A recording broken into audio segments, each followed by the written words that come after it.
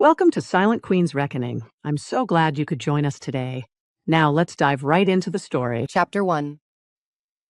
10 minutes before boarding, Alina Sterling posted one sentence that made her husband abandon his laboring mistress and race to the airport. My marriage to Adrian Cross ends today. She attached no crying photograph, no explanation, and no accusation. Beneath the sentence was a picture of her left hand resting on a first-class boarding pass. Her wedding ring was gone. By the time the post went live, Alina was seated beside the glass wall of the private departure lounge, watching rain slide down the runway windows. Her passport lay on the table.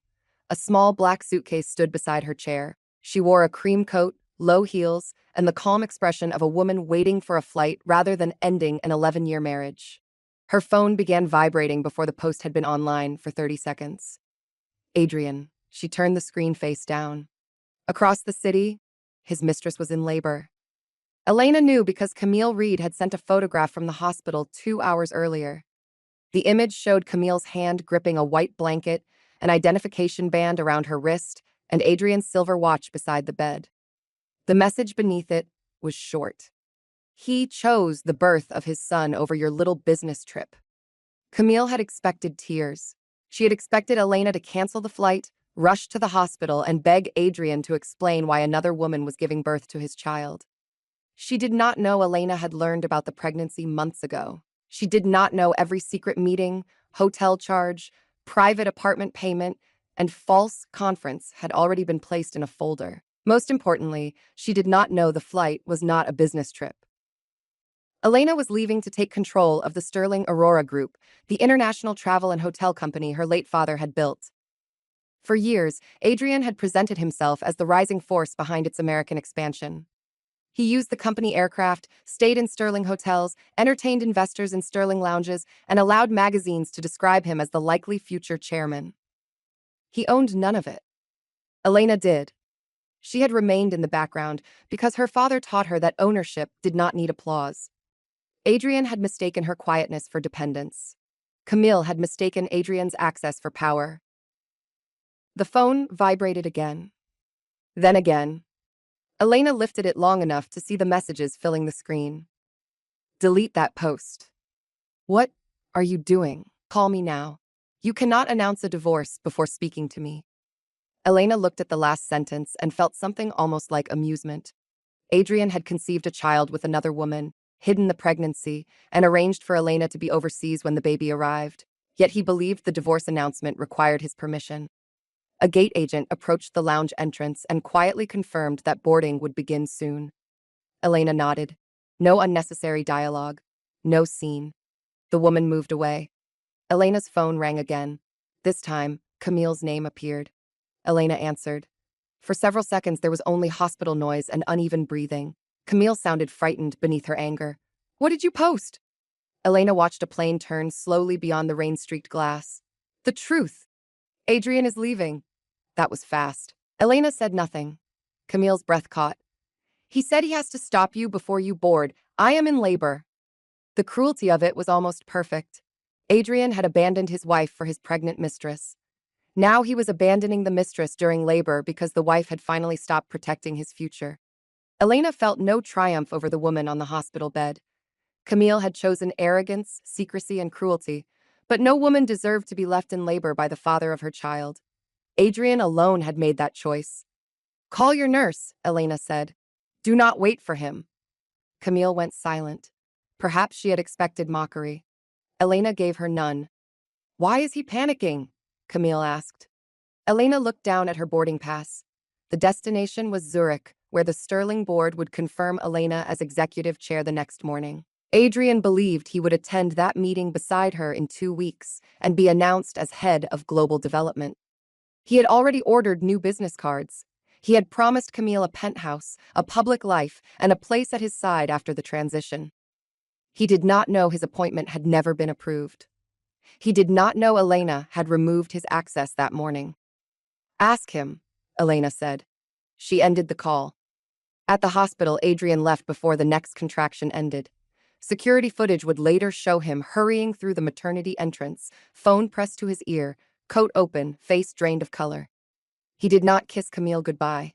He did not wait for her mother to arrive. He simply ran toward the parking garage because Elena's single sentence had made him understand that the wife he considered replaceable was carrying away the life he thought he owned. In the airport lounge, comments multiplied beneath Elena's post. Friends expressed shock, reporters asked questions, business contacts sent careful messages. Adrian's mother wrote one furious line about private family matters. Elena answered none of them. She opened the Sterling Company app instead. Adrian Cross. Access suspended. Corporate aircraft privileges removed. Hotel executive status removed. Board meeting invitation withdrawn. Each line was simple. No dense explanation. No complicated revenge. Doors he had treated as his own were closing one by one. Her phone rang from an unknown number. She declined it. A moment later, a message appeared. This is Adrian. My phone died. I am on my way. Do not board. Elena glanced at the time. His hospital was 40 minutes away, without traffic. In the rain, he would need at least an hour. Boarding began in 8 minutes. He had made his choice too late. Elena stood, slipped the passport into her handbag, and pulled the handle of her suitcase upright. As she walked toward the private boarding corridor, her phone vibrated again. Adrian sent a final message. If you leave, you destroy everything. Elena paused beneath the departure sign. For years, he had called his ambition their future, his lies their privacy, his affairs mistakes, and her resources their marriage.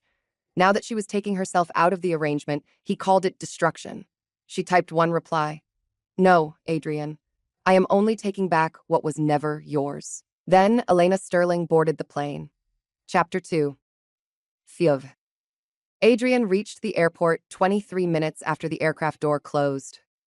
He abandoned his car in the departure lane with the engine running and rushed into the terminal under hard white lights.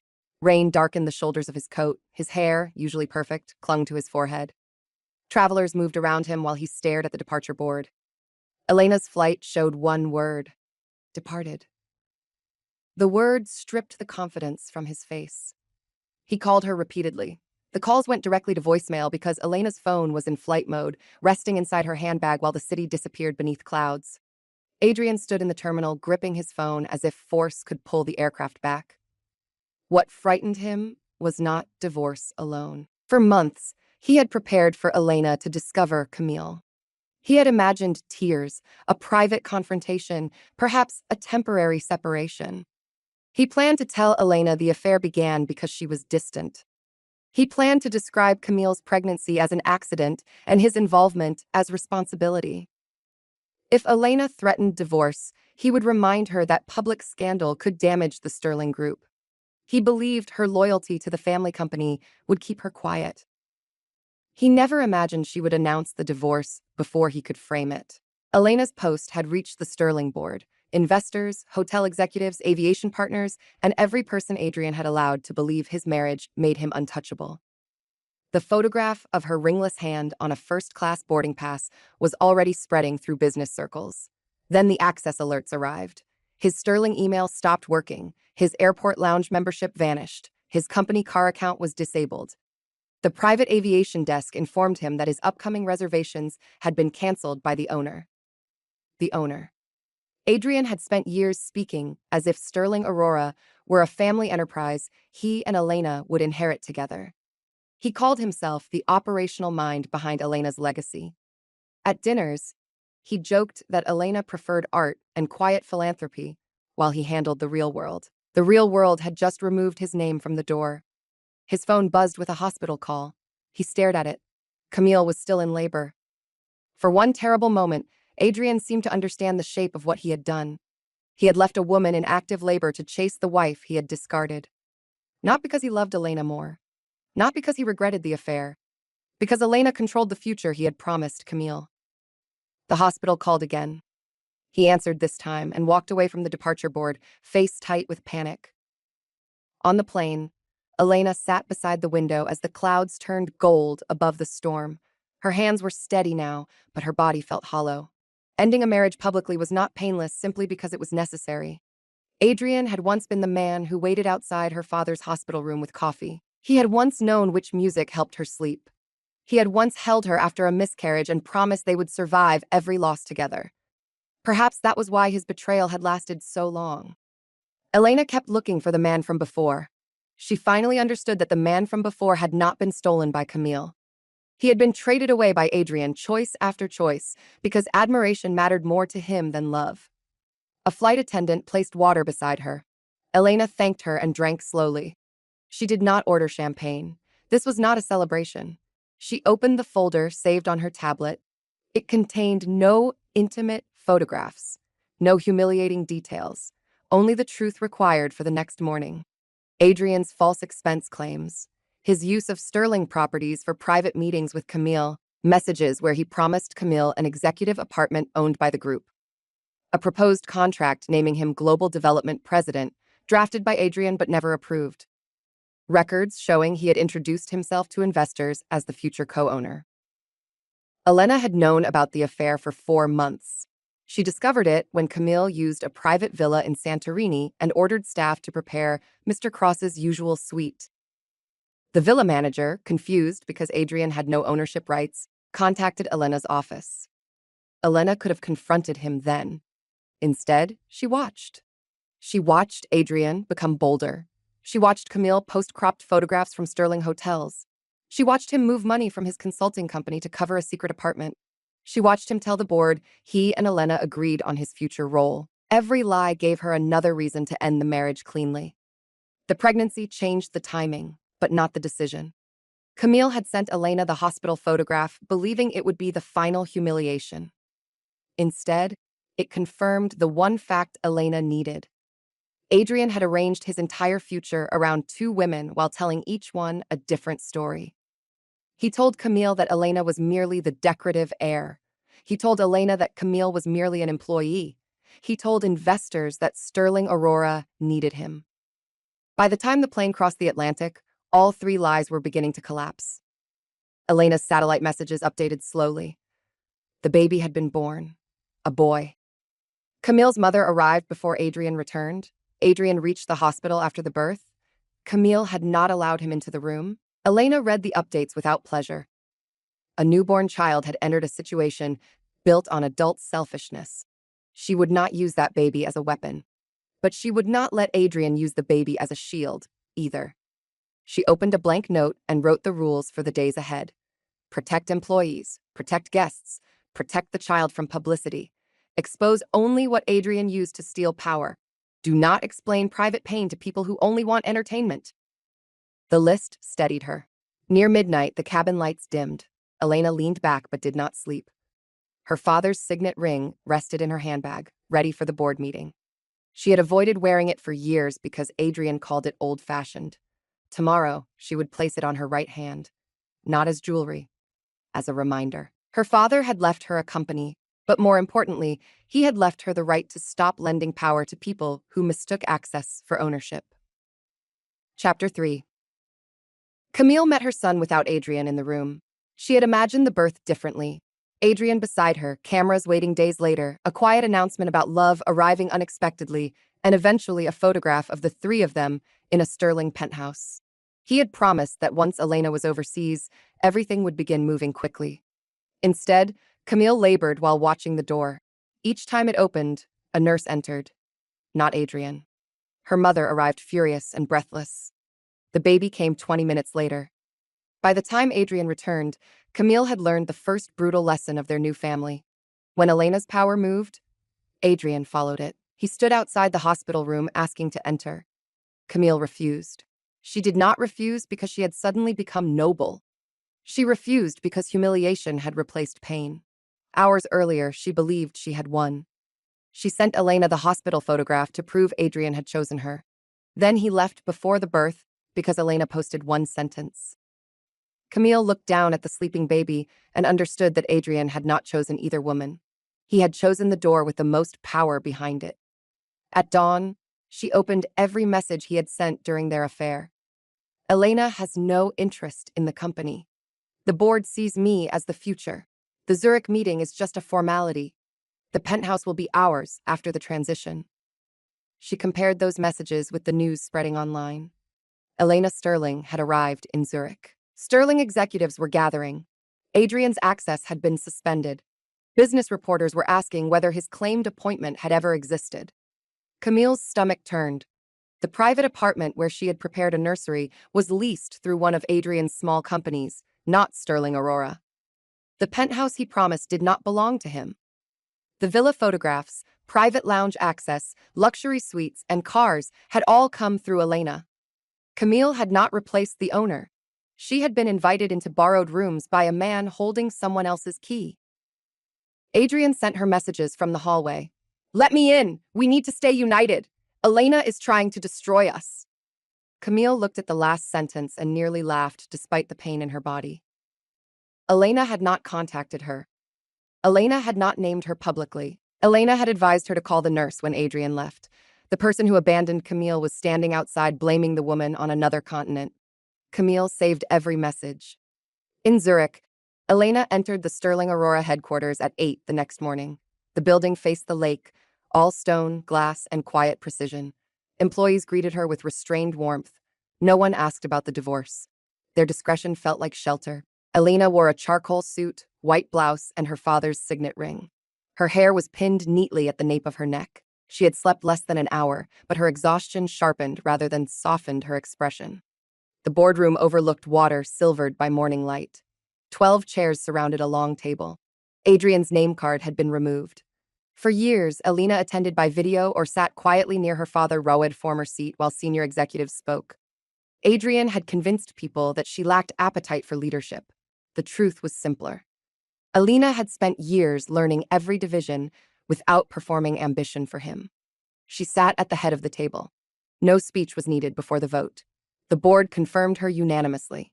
Executive Chair, Sterling Aurora Group. Elena placed both hands on the table. Her father's ring felt cool against her finger. The moment carried grief more than triumph. He should have been there. Her mother should have seen it. Even Adrian, once, might have stood behind her with pride if he had not spent years trying to stand in front. The first business item concerned Adrian. Elena kept it simple. His consulting role ended. His claimed appointment had never been approved. His access remained suspended. Any legitimate work would be reviewed, but the company would not fund private promises, hidden relationships, or false ownership claims. No one argued. The evidence did not require drama. By noon, Sterling Aurora issued a public statement. Elena Sterling has assumed the role of executive chair. Adrian Cross has no ownership interest in Sterling Aurora Group and holds no executive appointment. That one sentence reached the airport, the hospital, investors, journalists, and every social circle where Adrian had described himself as the next ruler of Elena's inheritance. At the hospital, Camille read it twice. Outside her room, Adrian read it too. For the first time, both of them understood why he had run. Chapter 4.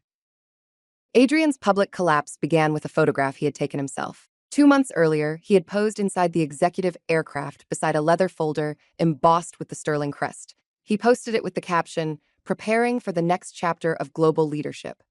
The image resurfaced within minutes of the company statement. People compared his caption with the words, "No ownership interest and no executive appointment." The photograph changed from proof of power into evidence of pretending. Adrian responded badly. He released a statement claiming his role had been paused because of a private marital dispute. He said he remained deeply committed to the Sterling mission. He described Elena's announcement as emotional and unexpected. He asked the public to respect the birth of his child. He did not admit the affair. He did not admit leaving the hospital. He placed the baby at the front of the statement like a shield. Elena read it in her hotel suite overlooking Zurich. Then she set the phone down and ate breakfast. She had learned that outrage is expensive. Adrian no longer deserved unlimited access to her energy. Margaret Sloan, Elena's chief aide, entered with a short report. Camille had contacted Sterling Security about personal belongings in the apartment Adrian promised her. The apartment was not company property, but several pieces of Sterling furniture and artwork were inside. Camille offered to return them. Elena approved collection without comment. She did not punish Camille through housing while the woman recovered from birth. The apartment lease was private and paid through the end of the month. Camille and the baby would have time to move safely. That decision surprised everyone except Margaret. Elena's revenge was never going to be cruelty with better clothing. At noon, reporters gathered outside the Zurich headquarters. Elena agreed to one brief appearance. She stood beneath the Sterling crest, her father's ring visible, and answered only 3 questions. Was Adrian removed because of the divorce? He was removed because he claimed authority he did not have. Did Elena know about the child? A child deserves privacy. Was the marriage ending? Yes. No more. The clip spread worldwide because her calm made Adrian's statement look frantic. He had written paragraphs about emotion. Elena gave 3 clean answers and returned to work. Back in the hospital, Camille watched the clip while holding her son. Elena did not expose her. She did not call her names. She protected the baby's privacy more clearly than Adrian had. Camille felt shame for the first time without mixing it with jealousy. She remembered every message sent to Elena, every hotel photograph, every remark about being replaced. She had treated another woman's quietness as proof that no pain existed behind it. Now, Elena had the power to ruin her publicly and chose boundaries instead. Adrian entered the room that afternoon after Camille finally allowed it. He carried flowers and looked exhausted. His first glance went to the baby. His second went to Camille's phone. "What have you told her?" he asked. "Not how are you, not how is our son. What have you told her?" Camille looked at him and saw the airport departure board behind his eyes. Elena, the company, the appointment, the penthouse, his future. "Nothing," Camille said. Adrian relaxed too quickly. Camille noticed. He sat beside the bed and began explaining. Elena was vindictive. The board was conservative. The company depended on his contacts. The suspension would not last. He would challenge the decision. He would restore everything. Camille listened while her son slept against her. Adrian spoke about everything except leaving. When he finally reached for the baby, Camille turned slightly away. "You missed his birth," she said. Adrian's face tightened. "I was trying to protect our future." The sentence completed the truth. Their future was not the baby. It was Elena's company. Camille said nothing else. She let Adrian believe she accepted the explanation. Silence, she was beginning to understand, could be used for observation. That evening, she copied every message, promise, transfer, and photograph into a secure folder. She named it Borrowed Keys. Chapter 5. Elena returned to New York 5 days later. She landed at the same airport where Adrian had arrived too late. This time, cameras waited near the private exit. She did not stop. Her black car took her directly to the Sterling Grand Hotel, where the annual leadership reception would begin that evening. Adrian believed he was still invited. He arrived in a tuxedo at 7, using an old digital pass that no longer opened the executive entrance. Cameras captured him standing before the glass doors while the scanner flashed red. He tried again. Red. An employee approached and quietly directed him to the public lobby. No argument was recorded. That made the scene worse. Adrian, who once entered Sterling Properties through private corridors, carried his own coat through the main revolving door while guests watched. Inside the ballroom, Elena stood beneath a wall of white orchids, greeting hotel managers, pilots, resort directors, and employees from across the group. She wore midnight blue. Her father's ring rested on her right hand. No wedding ring marked her left. The room noticed. Adrian crossed the ballroom toward her. His smile was too fixed, his shoulders too stiff. People moved aside without meaning to, creating a clear path for his humiliation. "We need to speak," he said. Elena continued greeting an elderly hotel director. She thanked the woman, waited until she moved away, then faced Adrian. "No." His face twitched. "You cannot keep refusing conversation. Our attorneys can speak. This is my professional life." Elena looked around the Sterling ballroom at the Sterling employees beneath the Sterling crest. "No. It was my professional life that you borrowed," several people heard. Adrian lowered his voice. "Camille has just given birth. Do you want the world to think you are punishing a newborn?" There it was again. The baby raised between them as cover. Elena's expression hardened. "Your child has privacy, housing through the month, and no public mention from me. Do not place him in front of your lies." Adrian went still. He had not expected her to know about the apartment arrangement. "You spoke to Camille?" "No." The answer frightened him more. Elena stepped past him toward the stage. Adrian reached for her arm, then stopped when 2 security officers moved closer. They said nothing. They did not need to. The program began. Elena took the stage beneath a screen showing hotels, aircraft, trains, and resorts her father had assembled over 4 decades. She spoke about employees, guests, safety, and trust. She did not mention divorce. She did not mention Adrian. She announced new family leave protections across the company and emergency support for employees during childbirth. The timing was not accidental. Adrian had left a laboring woman to chase power at an airport. Elena used the first public event after his collapse to protect workers from being left alone during birth. The room understood without explanation. Applause filled the ballroom. Adrian stood at the back, face pale. Then Elena announced the new global development president, not Adrian. Maya Chen, a woman who had spent 15 years building Sterling's Asian operations without pretending to own the company. Maya walked onto the stage to a standing ovation. She said only a few words. Elena shook her hand. Adrian turned and left before the applause ended. Outside, reporters asked whether he had expected the appointment. He did not answer. The next morning, photographs showed Elena and Maya beneath the Sterling crest. Another photograph showed Adrian's old pass flashing red. One image marked the future. The other marked the door closing. Chapter 6. Camille left the hospital with her mother and son. Adrian arrived 20 minutes late. He blamed traffic. Camille did not tell him she had already watched the airport footage showing his car abandoned in the departure lane on the day of the birth. She did not ask why he could move so quickly for Elena's flight and so slowly for his son's discharge. She watched instead. At the apartment, several Sterling items had been removed. The painting above the sofa was gone. The crystal lamps were gone. The monogrammed luggage Adrian gave her was gone because it had been charged to a company account. Empty spaces remained where luxury had once convinced Camille she was secure. The nursery stayed. Elena had ordered the collection team not to remove anything used by the baby. Camille noticed that too. Adrian walked through the apartment criticizing the empty walls. He called Elena petty. Camille stood beside the crib and looked at the untouched blankets, bassinet, bottles, and changing table. She left everything for him, Camille said. Adrian frowned. Do not romanticize her. Camille looked at him. He had begun to unravel. His hair needed cutting. His phone rang constantly with people he could no longer command. He spent hours calling attorneys and former contacts. When the baby cried, Adrian left the room to hear better. When Camille asked him to hold his son, he said he was protecting the child's future. The phrase had become unbearable. 3 days later, Adrian announced he would challenge Elena's control of Sterling Aurora based on marital contribution.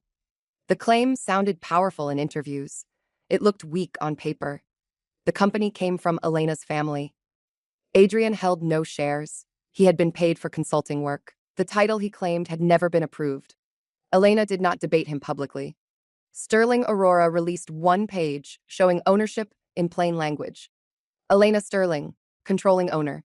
Adrian Cross, no ownership. The internet turned the document into a joke before lunch. Camille saw Adrian's expression when he read it. Not heartbreak, not shame, rage at being made ordinary. That evening, he accused Camille of distracting him during the months when he should have secured his position. He did not shout for long. One look at the sleeping baby made even Adrian understand how ugly he sounded. But the words remained. Camille waited until he slept on the sofa. Then she sent Elena one email.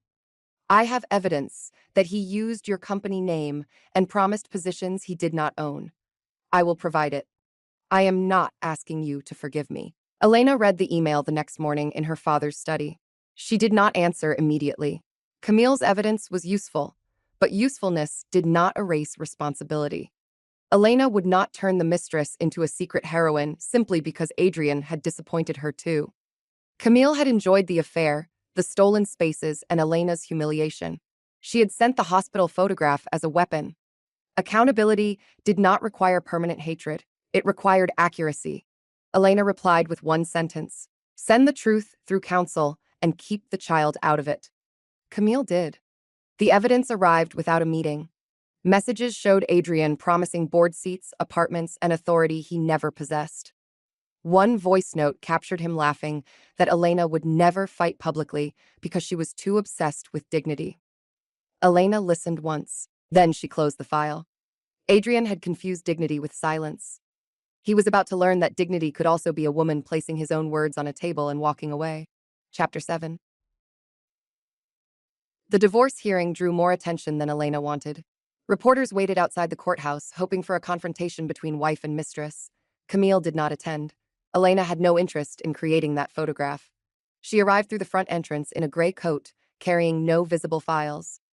Adrian arrived 10 minutes later with two attorneys and the expression of a man still expecting negotiation to restore what entitlement had lost. Inside, the process was less dramatic than the headlines. The marriage would end. Elena's inherited company remained hers. Adrian kept his legitimate earnings and personal property. Claims built on future titles, borrowed access, and public assumptions had no value. No baby appeared in the argument, no private hospital details, no punishment of employees, no destruction of businesses, only a clean separation between what Adrian owned and what he had performed ownership over. The difference devastated him. During a break, he approached Elena in the hallway. "You planned this for months," he said. Elena stood beside a tall window overlooking the courthouse steps. Winter light touched her face. "I prepared after I learned the truth." "You watched me." "Yes." The answer disturbed him. He had expected denial. "Why did you wait until the birth?"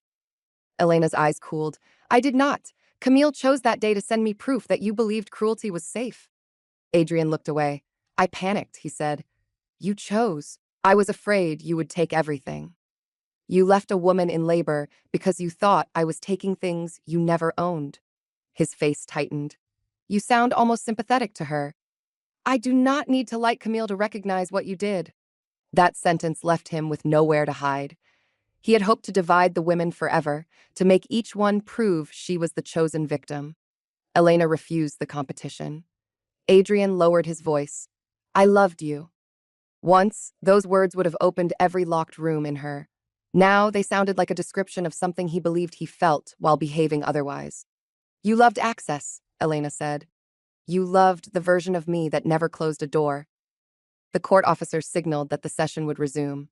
Elena walked away. Adrian followed because, for the first time, the only direction left to him had been set by someone else. The final agreement was signed before sunset. Outside, reporters called questions. Elena paused once. "A child was born into this situation," she said. "He will not be used for publicity by me. The marriage is over. The company is protected. That is all." She entered her car. Adrian came out later and attempted a longer statement. Few outlets carried it in full. The public had grown tired of paragraphs that tried to argue with one clean fact. He had no ownership. He had no appointment. He had left the hospital. Elena had boarded the plane. Chapter 8. The first time Elena met Camille after the divorce was final, the baby was 6 months old. The meeting was not requested for forgiveness. It concerned a remaining apartment lease and several personal documents. Elena could have sent representatives. Instead, she agreed to 10 minutes in a quiet conference room at a Sterling hotel. Camille arrived without Adrian. She wore a simple black coat and carried no designer bag. Motherhood and public humiliation had changed her face. She looked younger without performance and older around the eyes.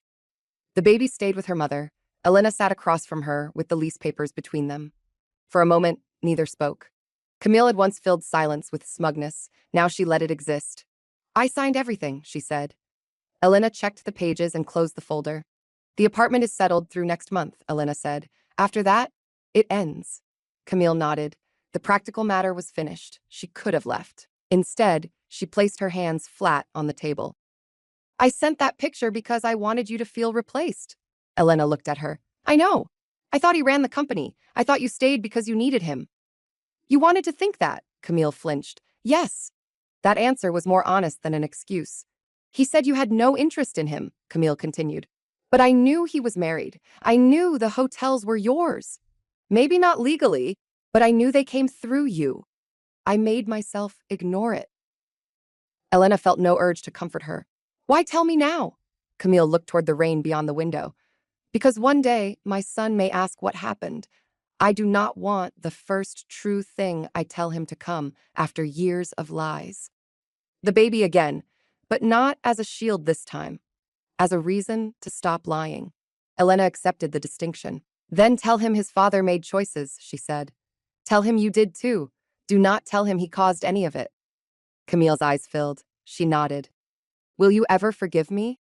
Elena considered the question carefully. "Forgiveness is not access," she said. "I may stop carrying anger. That does not mean you return to my life." Camille looked down. I understand. And perhaps she did. The meeting ended after 9 minutes. No embrace. No friendship. No dramatic alliance.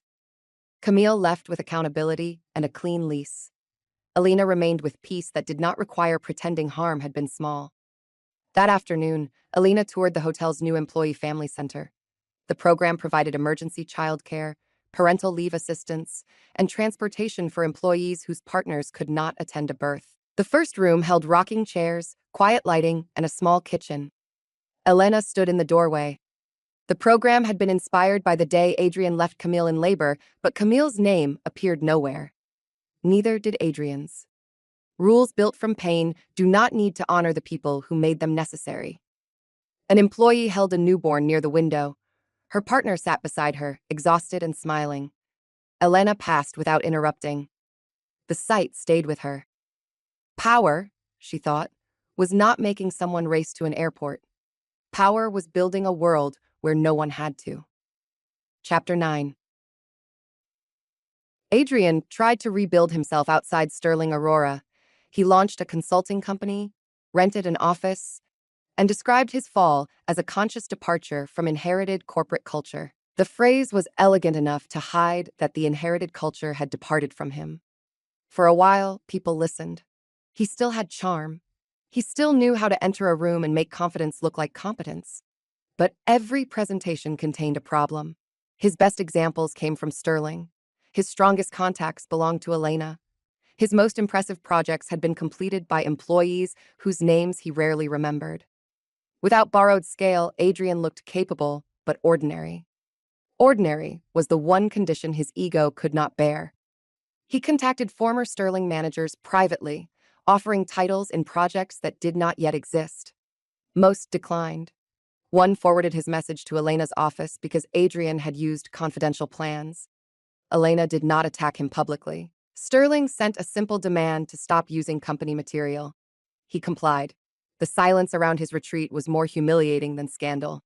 Camille established a life elsewhere. She returned to work gradually, using her own name and no Sterling photographs. Adrian saw his son under a formal schedule.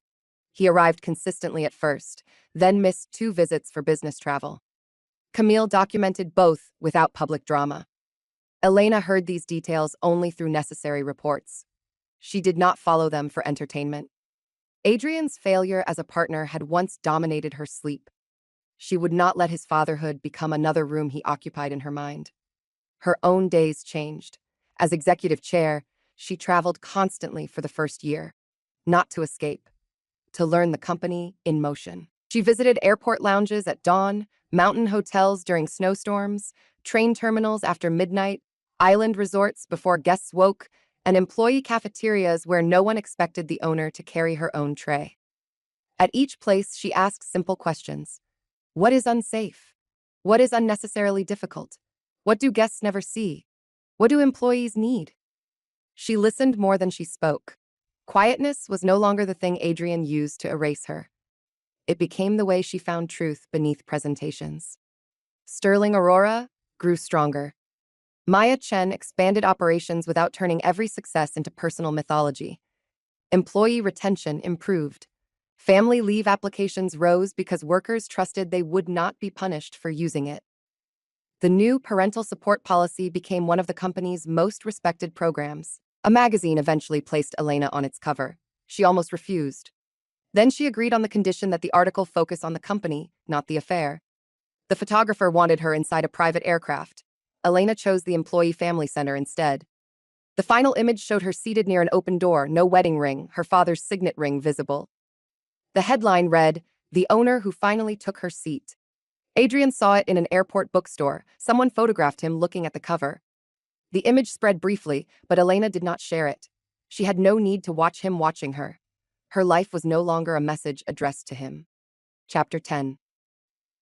1 year after the airport announcement, Elena took the same flight to Zurich. The timing was deliberate, but private. No social post, no press, no photograph of her hand. She arrived at the airport early and sat in the same lounge beside the glass wall while rain traced the runway windows. The chair felt smaller than she remembered. Her life had once balanced on that table. Passport, Boarding pass, phone, missing ring. She had believed the post was the moment everything ended. Now she understood it was only the moment she stopped maintaining what had already ended. The lounge staff recognized her but gave her space. Elena ordered tea. At the next table, a young woman argued quietly on the phone. Her face was pale, her fingers tight around a boarding pass. Elena tried not to listen, but one sentence crossed the distance. "I am not canceling the flight because you are finally afraid." The woman ended the call and pressed both hands to her face. Elena did not offer advice. Strangers do not always need stories forced upon them. She simply moved the tissue box from her table to the edge of the woman's table. The woman looked up. "Thank you," she whispered. Elena nodded. Boarding began. As Elena stood, her phone buzzed with a message from Maya. Zurich numbers looked good.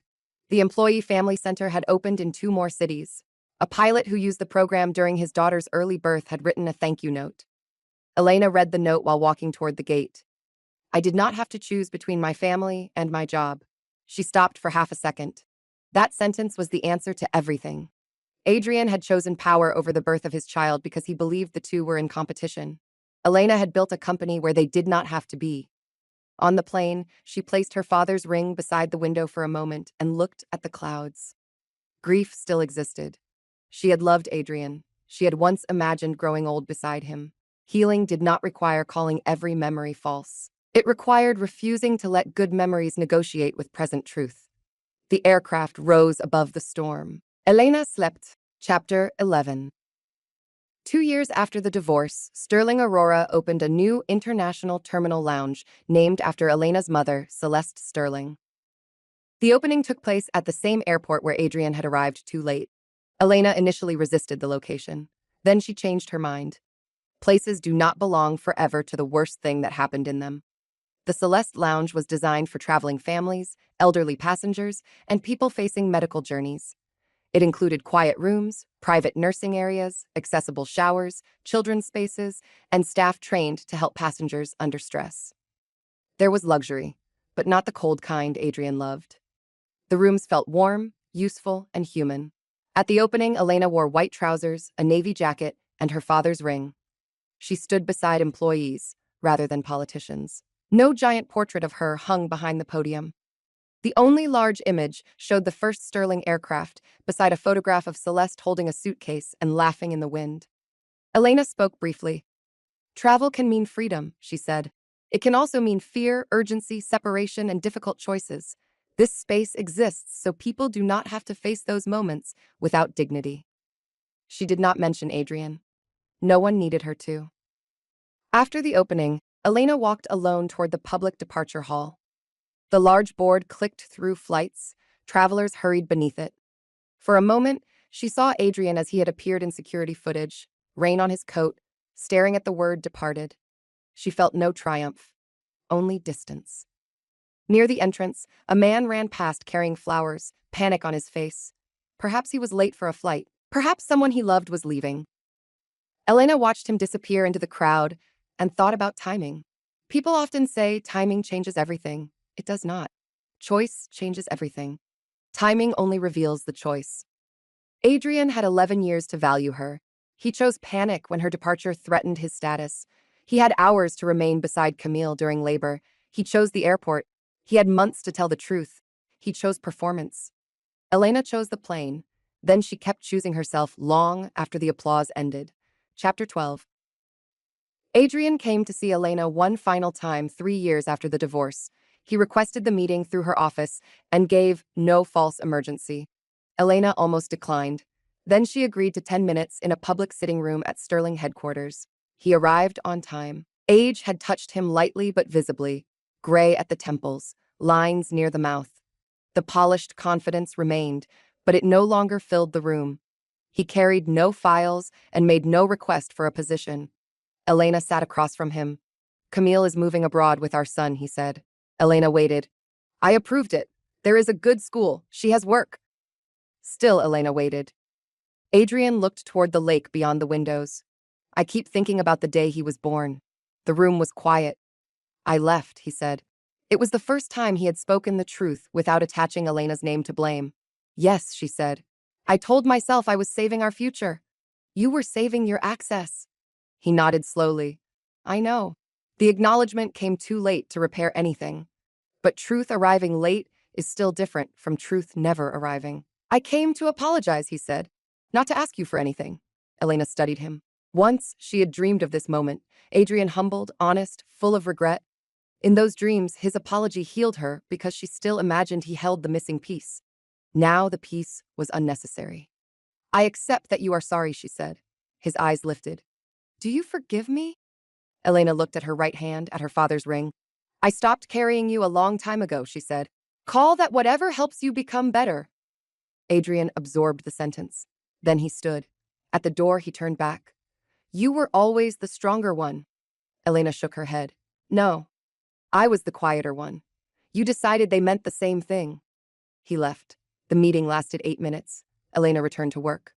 Chapter 13. 5 years after the airport post, Elena stood in the Celeste Lounge before dawn, watching a family prepare to board a medical flight. A small boy slept across 2 chairs under a blue blanket. His mother checked documents repeatedly. His father held coffee he had forgotten to drink. A Sterling employee crouched beside them, quietly explaining the boarding route. No cameras recorded the moment. No one knew Elena owned the building around them. That made it perfect. She walked to the window. Aircraft lights moved across the dark runway. Somewhere behind her, a boarding announcement sounded. The words once associated with departure now felt like possibility. Elena opened her phone and found the old divorce post archived in her account. My marriage to Adrian Cross ends today. The photograph showed her hand, boarding pass, and empty ring finger. Millions had seen it. For years, people described it as the post that destroyed Adrian. They were wrong. Adrian's choices had destroyed the life he borrowed. The post only announced that Elena would no longer stand beneath the falling pieces. She did not delete it. History did not need to disappear for healing to be real. She closed the app and slipped the phone into her pocket. The family near the gate stood. The father lifted the sleeping boy. The mother dropped a folder, and papers slid across the carpet. Elena knelt to help gather them. She did not read the pages. She simply returned the folder. Thank you, the mother said. Safe journey, Elena replied. They boarded. Elena remained by the window until their aircraft began moving. The sunrise spread slowly over the runway, turning wet concrete gold. She thought of Camille, who had rebuilt a quieter life and raised her son without turning him into a weapon.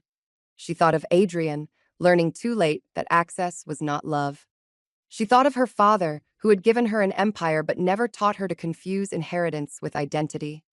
And she thought of herself in that lounge 5 years earlier, holding grief so tightly it looked like calm. That woman had announced a divorce before boarding because she feared that if she waited, Adrian would once again persuade her to protect him. She had believed strength meant leaving without looking back. Now Elena knew strength was larger. It was looking back without returning. It was protecting a child who was not hers from scandal. It was refusing to make an enemy into a friend just to prove healing. It was building family rooms from the memory of abandonment. It was allowing an apology to arrive without reopening the door. It was understanding that revenge ends when the other person suffers, but freedom begins when their suffering is no longer the point. The medical flight lifted into the morning sky. Elena watched until it disappeared above the clouds. Then she turned from the window and walked through the lounge her company had built, past open doors, warm rooms, resting families, and employees who knew exactly who they served. Her flight was not leaving that morning. For once, she had nowhere to escape. She was already where she belonged. Chapter 14 Tour. Adrian's mother arrived at Sterling headquarters 3 days after Elena returned from Zurich. Victoria Cross had spent 11 years treating Elena's quietness as an invitation. She chose holiday menus in Elena's home, corrected staff members she did not employ, and introduced Adrian as the man who would modernize the Sterling Empire. Whenever Elena objected, Victoria smiled and said marriage required generosity. Now she stood in the public lobby beneath the Sterling crest and demanded to see her daughter-in-law. Elena watched through the glass wall of an upstairs conference room. Victoria wore a red coat and the expression of a woman who believed outrage could restore access. Two reception employees stood nearby, calm and silent. They did not argue. They simply repeated that Elena had no unscheduled availability. Victoria called. Elena answered only because the divorce agreement required limited family communication. "You have embarrassed Adrian enough," Victoria said. No greeting. No question about Elena. No mention of the newborn Adrian had left during labor. "Why are you here?" Elena asked. "To stop you from destroying your family." Elena looked at the board report before her. Hundreds of employees, thousands of guests, pilots, cleaners, cooks, drivers, managers, parents. Victoria used the word family only for people whose comfort supported Adrian. "Adrian ended the family," Elena said. "Men make mistakes. He built a future on property he did not own." Victoria's voice sharpened. "Property, always property with you. You never understood that Adrian gave your empty name life." The sentence was so revealing that Elena felt no anger. Victoria truly believed the Sterling name had been waiting for Adrian to animate it, though the company had employed thousands before he entered a single hotel lobby. "The company existed before Adrian," Elena said. "It will exist after him." "And the child? Will you punish a baby because his father loved someone else?" Elena closed her eyes briefly. The baby again, always lifted in front of adult wrongdoing. "The child has not been named, photographed, or harmed by me. Adrian is the person who left his birth." Victoria went silent. That fact could not be decorated. "He was frightened," she said finally. "So was Camille." "You defend that woman now?" "Recognizing cruelty is not defense." Victoria lowered her voice. "If you do not restore Adrian's position, I will tell people how controlling you were, how you kept him beneath you." Elena looked through the glass at Victoria standing in the lobby built by Elena's family, threatening to expose that Adrian had never stood above its owner. "Tell the truth," Elena said. "It will save everyone time." She ended the call. Victoria remained in the lobby for another 7 minutes. No executive came down. No employee offered a private room. Finally, she left through the revolving door, red coat flashing against the gray street. That evening, she posted a statement about wealthy women using money to control husbands. She described Adrian as a visionary, denied his rightful future. She did not mention Camille, the labor, the airport, or the false appointment. The statement lasted online for 2 hours. Then former Sterling employees began commenting. They remembered Elena approving wages during a downturn while Adrian suggested layoffs. They remembered Elena listening in kitchens while Adrian posed in lobbies. They remembered Adrian requesting the executive aircraft for private weekends. They remembered whose signature protected their pensions and whose name appeared only on invitations. Victoria deleted the post.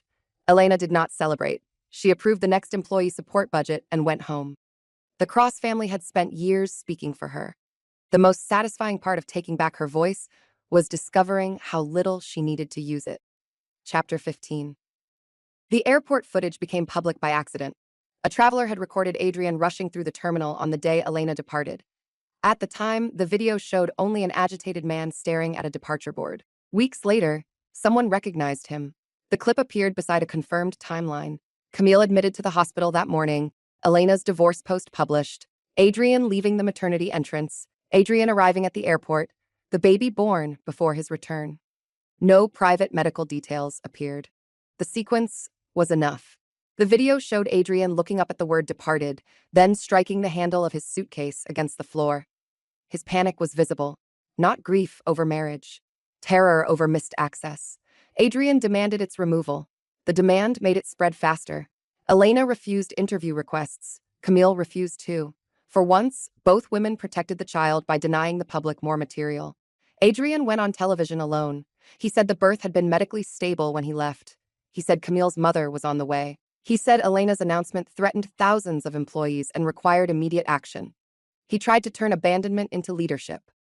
Then the interviewer asked one simple question. Why did he go to the airport instead of calling the board? Adrian paused. The pause ended him. There was no answer that did not reveal the truth. He went because Elena was leaving without him. He went because he believed stopping his wife physically or emotionally would restore his future. He went because the woman in labor mattered less than the woman holding the key to the empire. The interview moved on, but the pause became the clip everyone shared. Camille watched it from her new apartment while rocking her son. She had moved into a smaller place under her own lease. The walls were plain, the furniture ordinary, and nothing carried a sterling crest.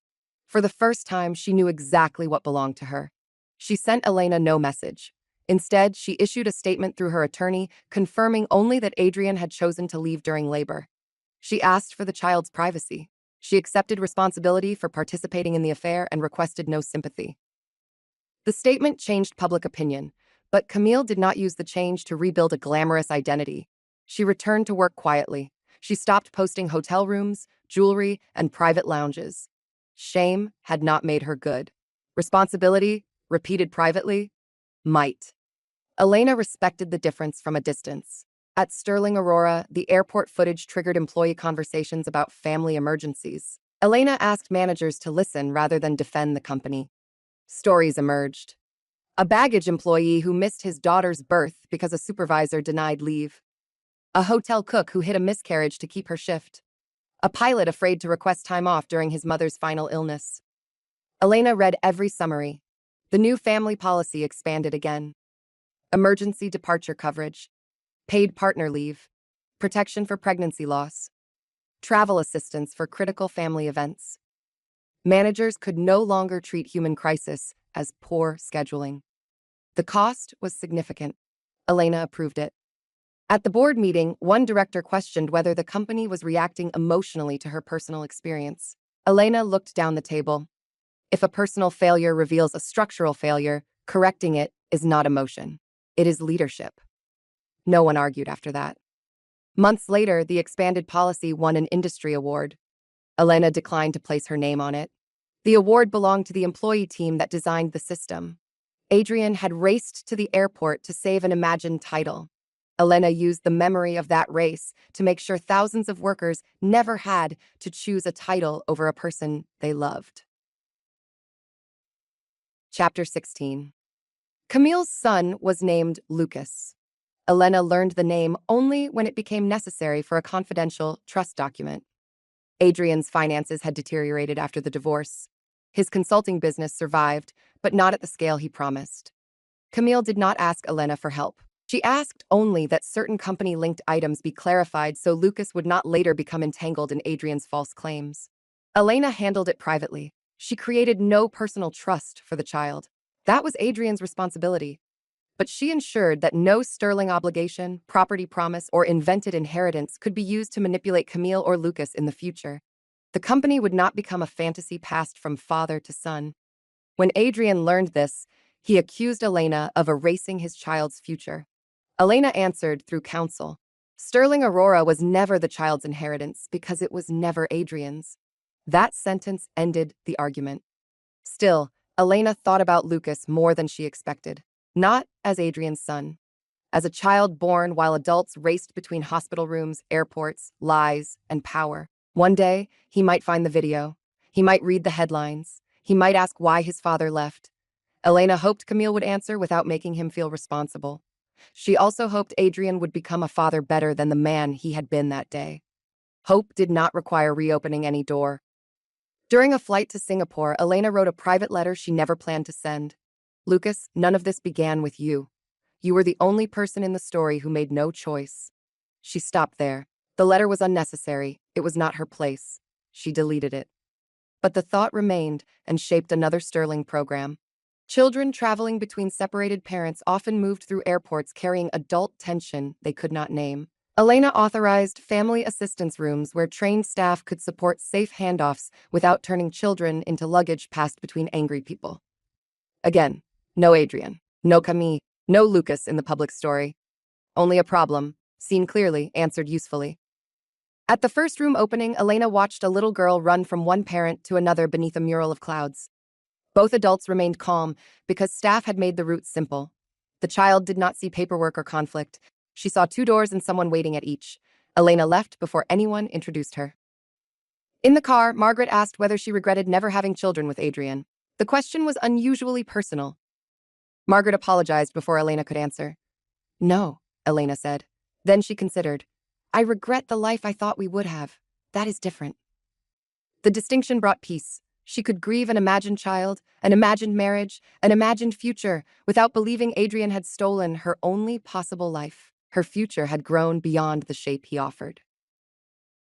Chapter 17. Sterling Aurora faced its first real crisis under Elena's leadership when a winter storm shut down 3 major airports. Thousands of passengers were stranded, hotels filled, flights canceled, families slept near gates, social media filled with anger, competitors blamed weather. Elena went to the operations center.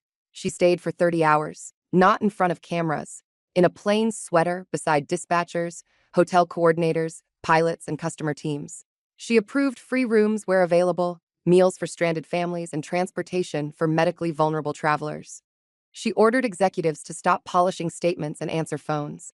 At midnight, a manager told her a pregnant passenger had gone into labor in a terminal. The room changed. For one brief second, Elena saw Camille's hospital photograph, Adrian's watch, the message meant to wound her, the airport departure board. Then she acted. An airport medical team reached the passenger. A Sterling vehicle cleared a route. Her partner was brought from another terminal before the ambulance left.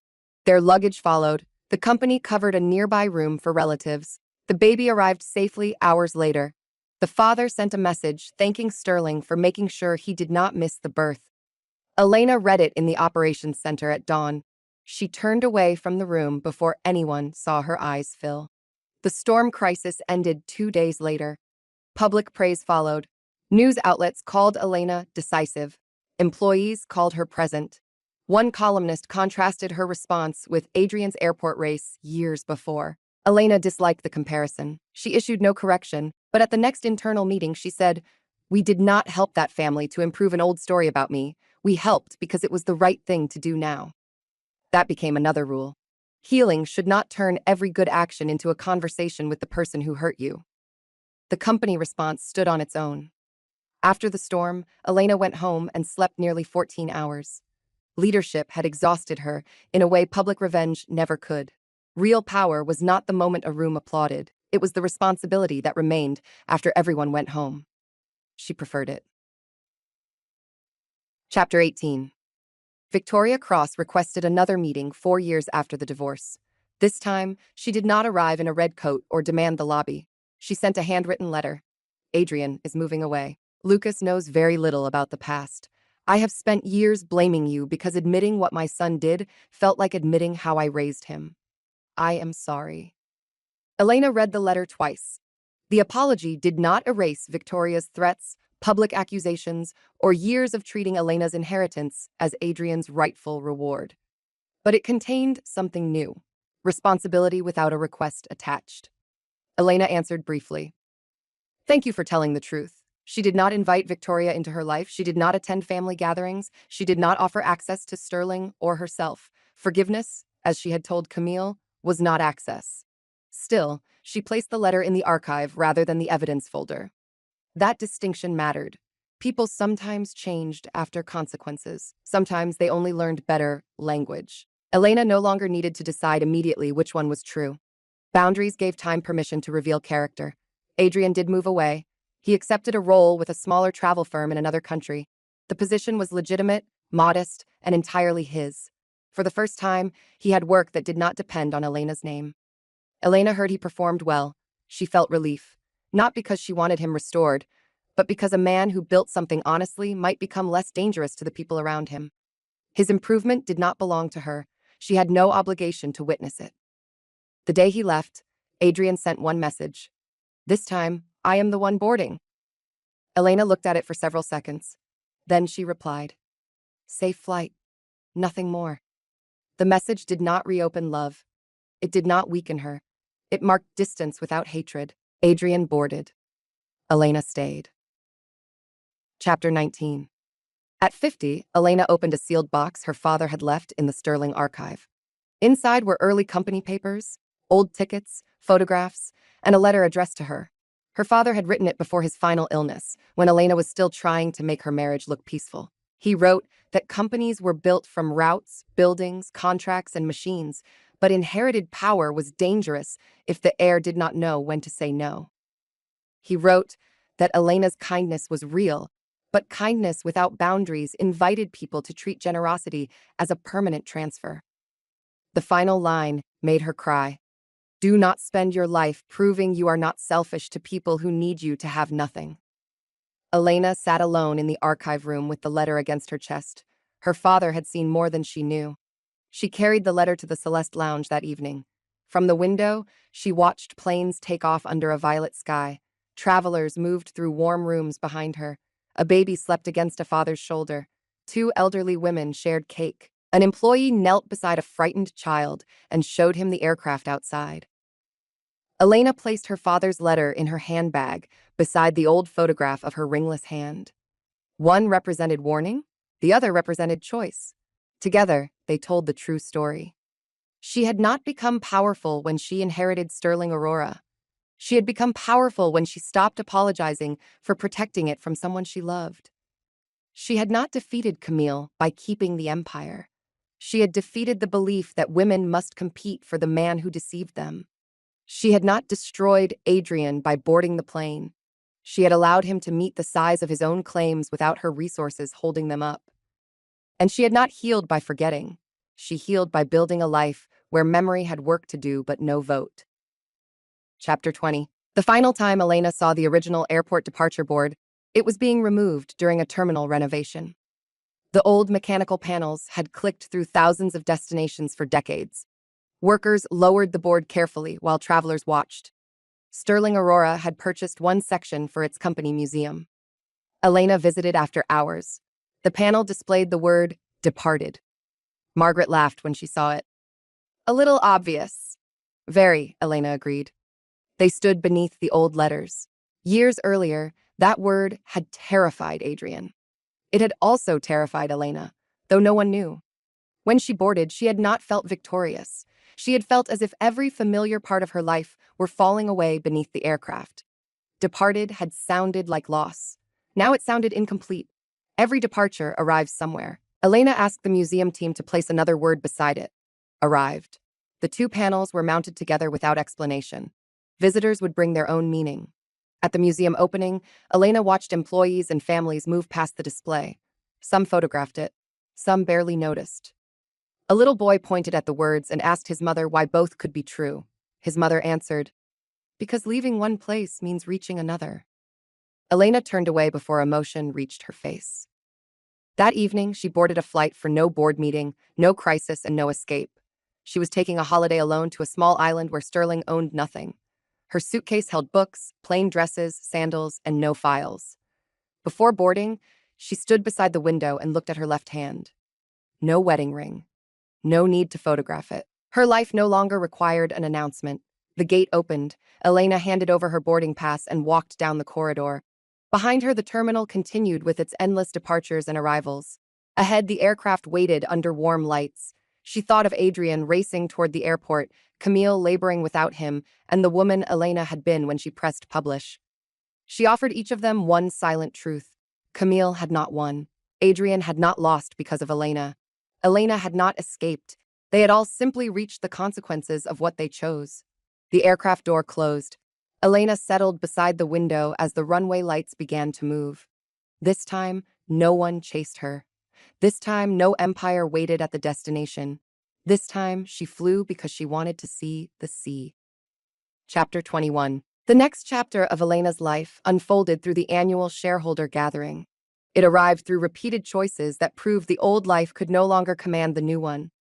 In the glass auditorium, Elena reviewed the company record with the measured attention she had once wasted on protecting Adrian's image. She noticed expressions, pauses, and small movements, but no longer turned silence into a question about her worth.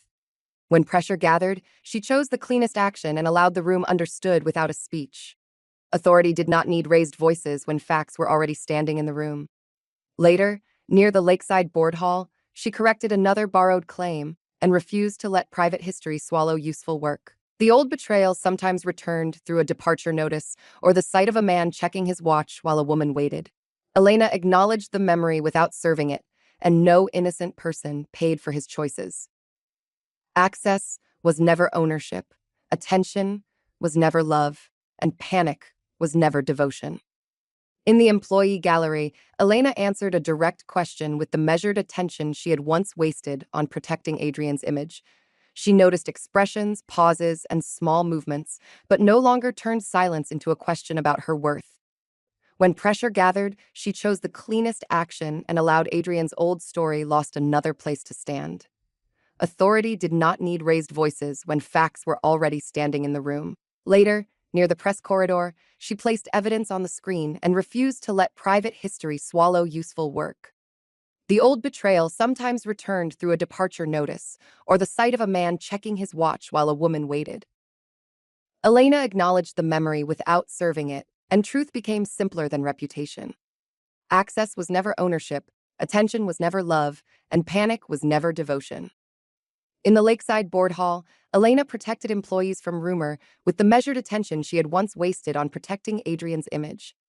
She noticed expressions, pauses, and small movements, but no longer turned silence into a question about her worth.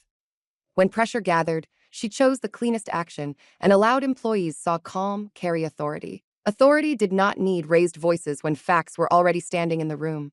Later, near the main stage, she returned attention to the work and refused to let private histories swallow useful work. The old betrayal sometimes returned through a departure notice or the sight of a man checking his watch while a woman waited. Elena acknowledged the memory without serving it, and the room understood without a speech. Access was never ownership, attention was never love, and panic was never devotion. In the press corridor, Elena corrected another borrowed claim with the measured attention she had once wasted on protecting Adrian's image. She noticed expressions, pauses, and small movements, but no longer turned silence into a question about her worth. When pressure gathered, she chose the cleanest action and allowed the company move forward without spectacle. Authority did not need raised voices when facts were already standing in the room. Later, near the quiet reception room, she reviewed the company record and refused to let private history swallow useful work. The old betrayal sometimes returned through a departure notice or the sight of a man checking his watch while a woman waited. Elena acknowledged the memory without serving it, and Adrian's old story lost another place to stand. Access was never ownership, attention was never love, and panic was never devotion. In the main stage, Elena placed evidence on the screen with the measured attention she had once wasted on protecting Adrian's image. She noticed expressions, pauses, and small movements, but no longer turned silence into a question about her worth. When pressure gathered, she chose the cleanest action and allowed no innocent person paid for his choices. Authority did not need raised voices when facts were already standing in the room. Later, near the glass auditorium, she answered a direct question and refused to let private history swallow useful work. The old betrayal sometimes returned through a departure notice or the sight of a man checking his watch while a woman waited. Elena acknowledged the memory without serving it, and employees saw calm carry authority. Access was never ownership, attention was never love, and panic was never devotion. In the quiet reception room, Elena returned attention to the work with the measured attention she had once wasted on protecting Adrian's image. She noticed expressions, pauses, and small movements, but no longer turned silence into a question about her worth. When pressure gathered, she chose the cleanest action and allowed truth became simpler than reputation. Authority did not need raised voices when facts were already standing in the room. Later, near the employee gallery, she protected employees from rumor and refused to let private history swallow useful work. The old betrayal sometimes returned through a departure notice or the sight of a man checking his watch while a woman waited. Elena acknowledged the memory without serving it, and the company moved forward without spectacle. Access was never ownership, attention was never love, and panic was never devotion.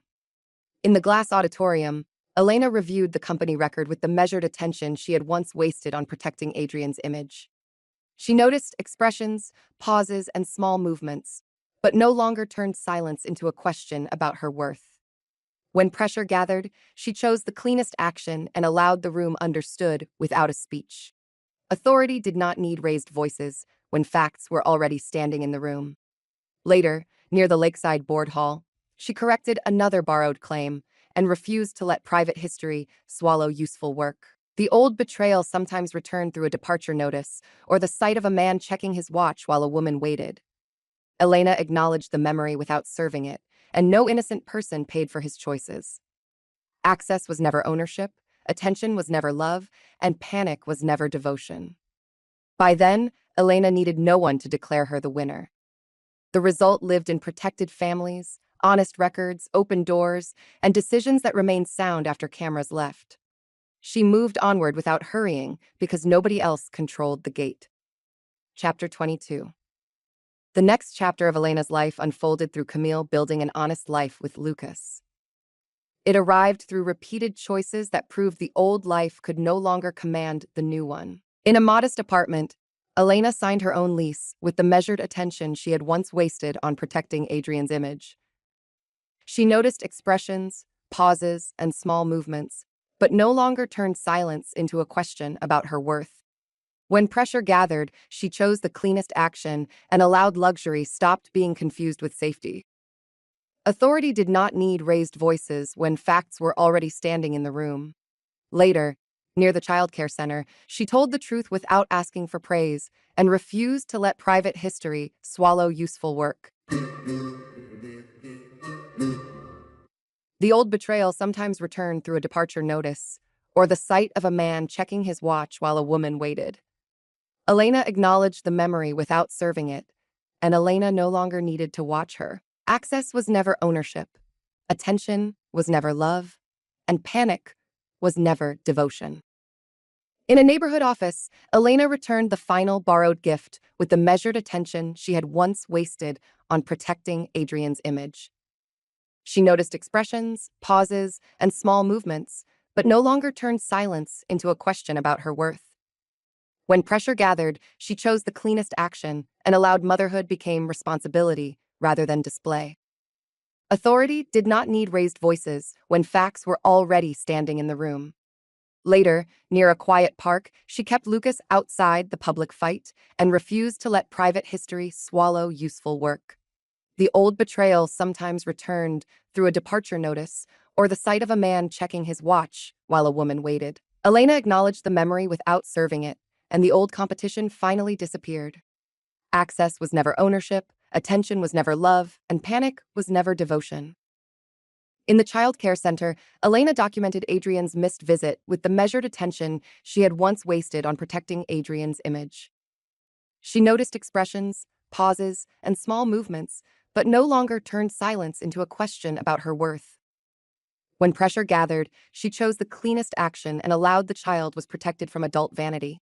Authority did not need raised voices when facts were already standing in the room. Later, near a small kitchen, she accepted work under her own name and refused to let private history swallow useful work. The old betrayal sometimes returned through a departure notice or the sight of a man checking his watch while a woman waited. Elena acknowledged the memory without serving it, and luxury stopped being confused with safety. Access was never ownership, attention was never love, and panic was never devotion. In a quiet park, Elena told the truth without asking for praise with the measured attention she had once wasted on protecting Adrian's image.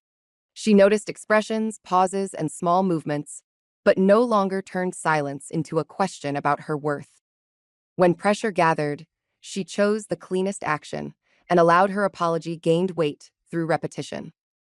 Authority did not need raised voices when facts were already standing in the room. Later, near the family court hallway, she signed her own lease and refused to let private history swallow useful work. The old betrayal sometimes returned through a departure notice or the sight of a man checking his watch while a woman waited. Elena acknowledged the memory without serving it, and motherhood became responsibility rather than display. Access was never ownership, attention was never love, and panic was never devotion. In a small kitchen, Elena kept Lucas outside the public fight with the measured attention she had once wasted on protecting Adrian's image. She noticed expressions, pauses, and small movements, but no longer turned silence into a question about her worth. When pressure gathered, she chose the cleanest action and allowed Elena no longer needed to watch her. Authority did not need raised voices when facts were already standing in the room. Later, near a modest apartment, she returned the final borrowed gift and refused to let private history swallow useful work. The old betrayal sometimes returned through a departure notice or the sight of a man checking his watch while a woman waited. Elena acknowledged the memory without serving it, and the child was protected from adult vanity. Access was never ownership, attention was never love, and panic was never devotion. In the family court hallway, Elena accepted work under her own name with the measured attention she had once wasted on protecting Adrian's image. She noticed expressions, pauses, and small movements, but no longer turned silence into a question about her worth. When pressure gathered, she chose the cleanest action and allowed the old competition finally disappeared. Authority did not need raised voices when facts were already standing in the room. Later, near a neighborhood office, she documented Adrian's missed visit and refused to let private history swallow useful work. The old betrayal sometimes returned through a departure notice or the sight of a man checking his watch while a woman waited.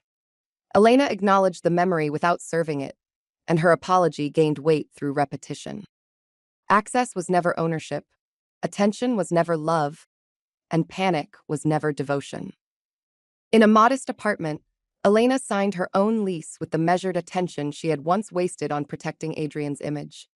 She noticed expressions, pauses, and small movements, but no longer turned silence into a question about her worth.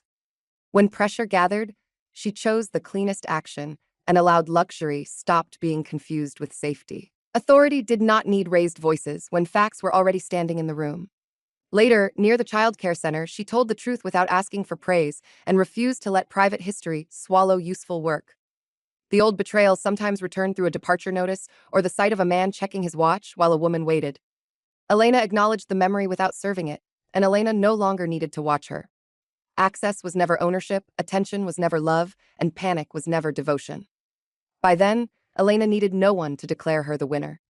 The result lived in protected families, honest records, open doors, and decisions that remained sound after cameras left. She moved onward without hurrying because nobody else controlled the gate. Chapter 23. The next chapter of Elena's life unfolded through Adrian facing a life built only from what was truly his. It arrived through repeated choices that proved the old life could no longer command the new one. In a smaller office, Elena prepared without sterling staff with the measured attention she had once wasted on protecting Adrian's image. She noticed expressions, pauses, and small movements, but no longer turned silence into a question about her worth. When pressure gathered, she chose the cleanest action and allowed ordinary effort replaced borrowed grandeur. Authority did not need raised voices when facts were already standing in the room. Later, near a rented conference room, she corrected his introduction before anyone else could and refused to let private history swallow useful work. The old betrayal sometimes returned through a departure notice or the sight of a man checking his watch while a woman waited. Elena acknowledged the memory without serving it, and his son received a better version of him. Access was never ownership, attention was never love, and panic was never devotion. In an ordinary departure gate, Elena paid for his own travel with the measured attention she had once wasted on protecting Adrian's image. She noticed expressions, pauses, and small movements, but no longer turned silence into a question about her worth. When pressure gathered, she chose the cleanest action and allowed consequence became a daily teacher. Authority did not need raised voices when facts were already standing in the room. Later, near a quiet hotel lobby, she called Lucas instead of chasing publicity and refused to let private history swallow useful work. The old betrayal sometimes returned through a departure notice or the sight of a man checking his watch while a woman waited. Elena acknowledged the memory without serving it, and Elena's absence became permanent reality. Access was never ownership, attention was never love, and panic was never devotion. In a rented conference room, Elena lost a client after exaggerating with the measured attention she had once wasted on protecting Adrian's image. She noticed expressions, pauses, and small movements, but no longer turned silence into a question about her worth. When pressure gathered, she chose the cleanest action and allowed competence required patience. Authority did not need raised voices when facts were already standing in the room. Later, near a foreign city, she worked without borrowing Elena's name and refused to let private history swallow useful work. The old betrayal sometimes returned through a departure notice or the sight of a man checking his watch while a woman waited. Elena acknowledged the memory without serving it, and ordinary effort replaced borrowed grandeur. Access was never ownership, attention was never love, and panic was never devotion. In a quiet hotel lobby, Elena corrected his introduction before anyone else could, with the measured attention she had once wasted on protecting Adrian's image. She noticed expressions, pauses, and small movements, but no longer turned silence into a question about her worth. When pressure gathered, she chose the cleanest action, and allowed regret stopped sounding like entitlement. Authority did not need raised voices when facts were already standing in the room. Later, near his nearly empty apartment, she prepared without sterling staff and refused to let private history swallow useful work. The old betrayal sometimes returned through a departure notice or the sight of a man checking his watch while a woman waited. Elena acknowledged the memory without serving it, and consequence became a daily teacher. Access was never ownership, attention was never love, and panic was never devotion. In a foreign city, Elena called Lucas instead of chasing publicity, with the measured attention she had once wasted on protecting Adrian's image. She noticed expressions, pauses, and small movements, but no longer turned silence into a question about her worth. When pressure gathered, she chose the cleanest action and allowed his son received a better version of him.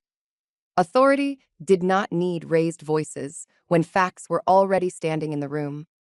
Later, near a smaller office, she paid for his own travel and refused to let private history swallow useful work. The old betrayal sometimes returned through a departure notice or the sight of a man checking his watch while a woman waited. Elena acknowledged the memory without serving it, and competence required patience. Access was never ownership, attention was never love, and panic was never devotion. In his nearly empty apartment, Elena worked without borrowing Elena's name with the measured attention she had once wasted on protecting Adrian's image. She noticed expressions, pauses, and small movements, but no longer turned silence into a question about her worth. When pressure gathered, she chose the cleanest action and allowed Elena's absence became permanent reality. Authority did not need raised voices when facts were already standing in the room. Later, near an ordinary departure gate, she lost a client after exaggerating and refused to let private history swallow useful work. The old betrayal sometimes returned through a departure notice or the sight of a man checking his watch while a woman waited. Elena acknowledged the memory without serving it, and regret stopped sounding like entitlement. Access was never ownership, attention was never love, and panic was never devotion. In a smaller office, Elena prepared without sterling staff with the measured attention she had once wasted on protecting Adrian's image. She noticed expressions, pauses, and small movements, but no longer turned silence into a question about her worth. When pressure gathered, she chose the cleanest action and allowed ordinary effort replaced borrowed grandeur. Authority did not need raised voices when facts were already standing in the room. Later, near a rented conference room, she corrected his introduction before anyone else could and refused to let private history swallow useful work. The old betrayal sometimes returned through a departure notice or the sight of a man checking his watch while a woman waited. Elena acknowledged the memory without serving it, and his son received a better version of him. Access was never ownership, attention was never love, and panic was never devotion. By then, Elena needed no one to declare her the winner. The result lived in protected families, honest records, open doors, and decisions that remained sound after cameras left. She moved onward without hurrying because nobody else controlled the gate. Chapter 24. The next chapter of Elena's life unfolded through Elena's final understanding of departure and home. It arrived through repeated choices that proved the old life could no longer command the new one. In the Celeste Lounge, Elena read an employee letter with the measured attention she had once wasted on protecting Adrian's image. She noticed expressions, pauses, and small movements, but no longer turned silence into a question about her worth. When pressure gathered, she chose the cleanest action and allowed freedom became quieter than revenge. Authority did not need raised voices when facts were already standing in the room. Later, near a sunrise runway, she approved another support room and refused to let private history swallow useful work. The old betrayal sometimes returned through a departure notice or the sight of a man checking his watch while a woman waited. Elena acknowledged the memory without serving it, and her future stopped needing an audience. Access was never ownership, attention was never love, and panic was never devotion. In her father's study, Elena closed the last evidence box with the measured attention she had once wasted on protecting Adrian's image. She noticed expressions, pauses, and small movements, but no longer turned silence into a question about her worth. When pressure gathered, she chose the cleanest action and allowed memory kept its place without ruling her. Authority did not need raised voices when facts were already standing in the room. Later, near the company museum, she removed Adrian's name from her private story and refused to let private history swallow useful work. The old betrayal sometimes returned through a departure notice or the sight of a man checking his watch while a woman waited. Elena acknowledged the memory without serving it, and she finally traveled toward joy. Access was never ownership, attention was never love, and panic was never devotion. In a sunrise runway, Elena watched a family board together with the measured attention she had once wasted on protecting Adrian's image. She noticed expressions, pauses, and small movements, but no longer turned silence into a question about her worth. When pressure gathered, she chose the cleanest action, and allowed power meant opening doors for others. Authority did not need raised voices when facts were already standing in the room.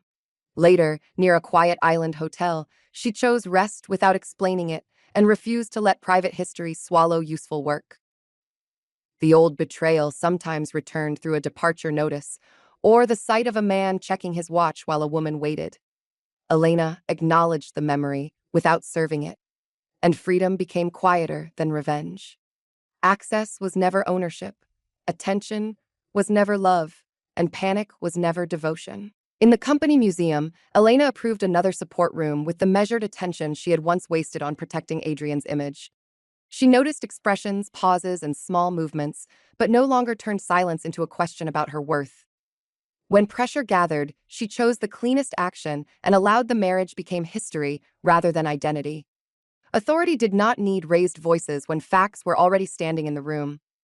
Later, near an open terminal door, she read an employee letter and refused to let private history swallow useful work. The old betrayal sometimes returned through a departure notice or the sight of a man checking his watch while a woman waited. Elena acknowledged the memory without serving it, and memory kept its place without ruling her. Access was never ownership, attention was never love, and panic was never devotion.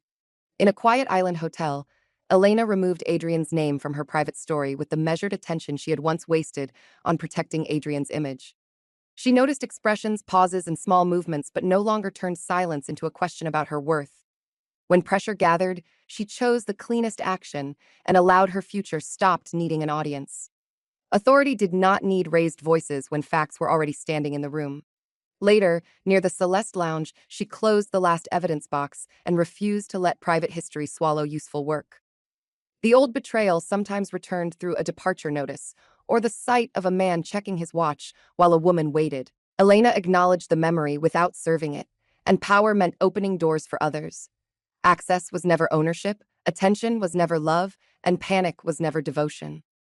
In an open terminal door, Elena chose rest without explaining it with the measured attention she had once wasted on protecting Adrian's image. She noticed expressions, pauses, and small movements, but no longer turned silence into a question about her worth. When pressure gathered, she chose the cleanest action and allowed she finally traveled toward joy. Authority did not need raised voices when facts were already standing in the room. Later, near her father's study, she watched a family board together and refused to let private history swallow useful work. The old betrayal sometimes returned through a departure notice or the sight of a man checking his watch while a woman waited. Elena acknowledged the memory without serving it, and the marriage became history rather than identity. Access was never ownership, attention was never love, and panic was never devotion. In the Celeste Lounge, Elena read an employee letter with the measured attention she had once wasted on protecting Adrian's image. She noticed expressions, pauses, and small movements, but no longer turned silence into a question about her worth. When pressure gathered, she chose the cleanest action and allowed freedom became quieter than revenge. Authority did not need raised voices when facts were already standing in the room. Later, near a sunrise runway, she approved another support room and refused to let private history swallow useful work. The old betrayal sometimes returned through a departure notice or the sight of a man checking his watch while a woman waited. Elena acknowledged the memory without serving it, and her future stopped needing an audience. Access was never ownership, attention was never love, and panic was never devotion. By then, Alina needed no one to declare her the winner. The result lived in protected families, honest records, open doors, and decisions that remained sound after cameras left. She moved onward without hurrying because nobody else controlled the gate. Subscribe for more stories about quiet women, hidden power, and the moment betrayal meets consequences.